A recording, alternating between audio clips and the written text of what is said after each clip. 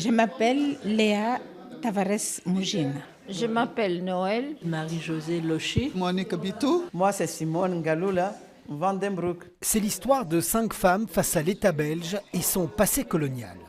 Une victoire après 6 longues années de procédure. Les warriors. Pourquoi vous êtes des warriors?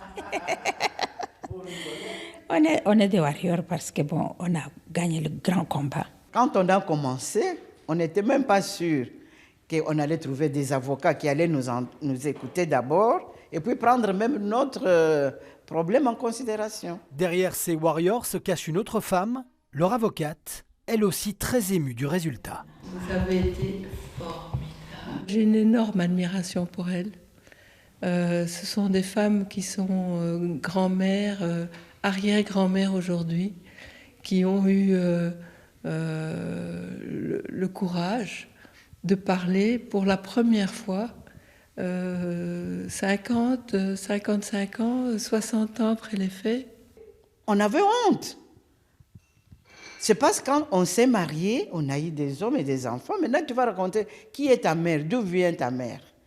On s'est gêné. Arrachées à leur mère alors qu'elles n'avaient parfois que 3 ans, elles ont été placées de force dans des couvents en Belgique avec pour unique raison des motifs racistes. L'État belge colonisateur considérait que les métis constituaient une menace pour la suprématie de la race blanche. Et pas seulement pour la suprématie de la race blanche, pour la colonie elle-même. Les mots de la Cour d'appel sont forts et historiques.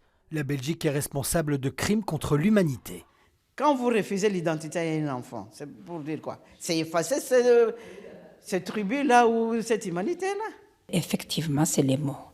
Crime contre l'humanité, c'est les mots.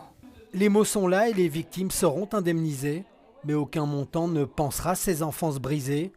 La Belgique, de son côté, fait un nouveau pas, forcé par la justice, vers la réparation de son passé colonial.